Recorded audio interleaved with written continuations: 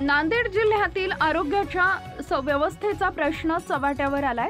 जिल्हा शासकीय रुग्णालयात उंदरानं रुग्णाचा पाय कुरतडल्याचा आरोप झाला होता। त्यानंतर कंधार येथील ग्रामीण रुग्णालयात रुग्णाच्या अंगावर उंदरांचा वावर असल्याचा व्हिडिओ सोशल मीडियावर व्हायरल झाला होता। या दोन प्रकारामुळे आरोग्य व्यवस्थेचे ढिंडवडे निघाले असताना आता भोकर ग्रामीण रुग्णालयाचा कारभार चव्हाट्यावर आलाय।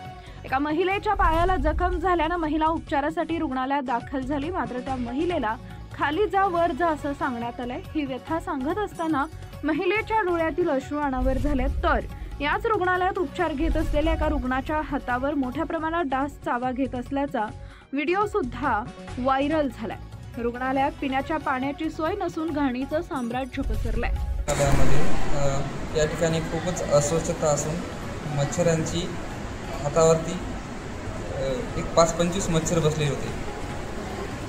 पहिलेच बिमार असून या ठिकाणी अस्वच्छतेमुळे मच्छर डासा चावून अधिक बिमार होण्याची शक्यता आहे। या प्रशासनाला येथील अधीक्षक जे आहेत, वैद्यकीय अधीक्षक, त्यांना सुद्धा मी मेसेज आधीही केला होता, आजही केला।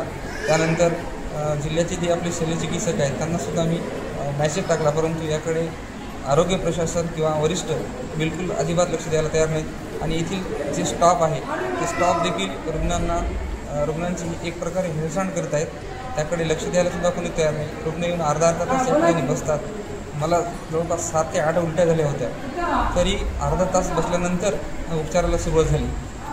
माननीय कळसकर साहेब माझे ओळखीचे असल्यामुळे त्यांनी तात्काळ मला बघितल्यावर घेतले, परंतु अगोदर इथले कुठलेही कर्मचारी किंवा नर्स वगैरे लक्ष द्यायला तयार नाहीत। वरून मोठ्या भाषेत उंच आवाजात बोलतात, क्षमाना, येऊद्यांना, बसुद्यांना, बघूद्यांना, म्हणजे रुग्णांची त्यांना थोडीही काळजी नसल्यासारखे दिसून येते। रडू नका, रडू। किती वेळ झाला तुम्हाला येऊन?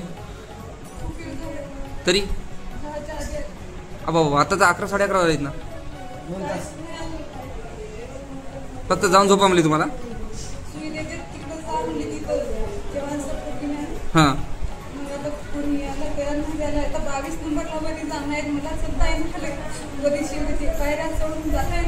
हां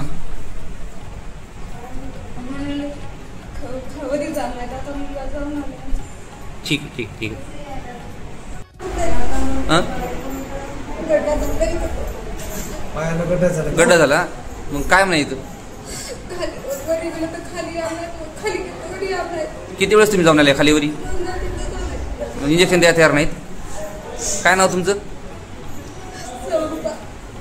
गाव तुमचं? तर आडनाव? सावंत का? स्वरूपा सावंत? बरं, ठीक आहे ठीक आहे।